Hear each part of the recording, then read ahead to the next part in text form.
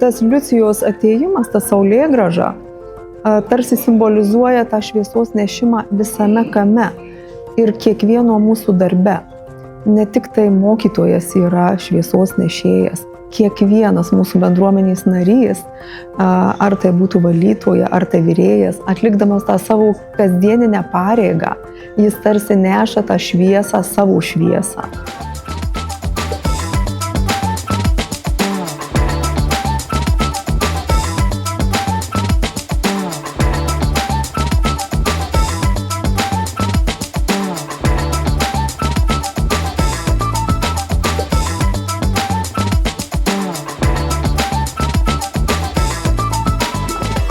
Ir mes jau eilę metų rengiam šiuos Advento kolektyvų vakarus, kuomet trumpam stabtelim, tiesiog žmogiškai pabūt vieni su kitais. Nežinau, ar įmanoma išmokti stabtelt, ar įmanoma išmokti gyventi taip teisingai, kaip reikia. Mes gyvenam taip, kaip diktuoja sąlygos, bet vis dėlto aš raginu kolektyvą stabtelt tai akimirkai.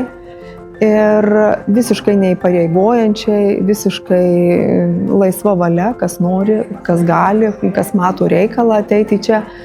Ir raginu laikytis tų mūsų tradicijų. Ir per tas tradicijas ateina toks galbūt suvokimo, pilnatvės jausmas, kuomet kūčių vakarienėje turbūt ne apie sušius turėtų būti. O mes turim puikias tradicijas, mes turim gilias tradicijas, kurias turėtum nepamiršti ir perduoti kaip mokykla ir kaip šeimos perduoti vaikams.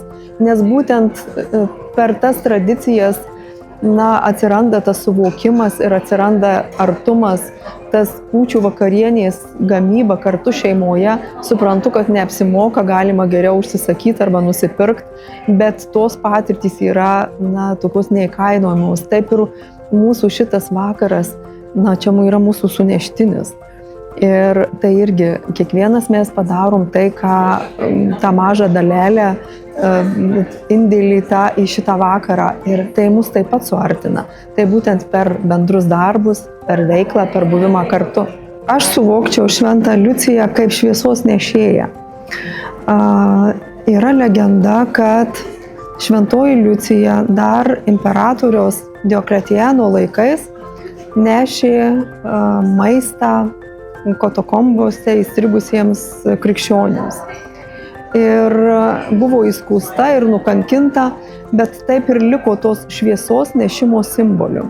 Mūsų bendruomenė, ir aš stengiuosi perteikti tą žinią, man šis laikotarpis, bet kuriuo atveju Kalėdos, tai yra religinė šventė. Ir nereikėtų vien, sakykime, atsiduoti tam džiaugsmo šurmuliui, ne vien tik tai lemputės, ne vien tik tai, bet tai yra Jėzaus gimimo diena. Tai ją turbūt ir reikėtų švęsti taip, kaip moko bažnyčia. Projektą Kalendorius – mažorinė ir minorinė istorija iš dalies finansuoja Medijų rėmimo fondas. Parama 9 000 eurų.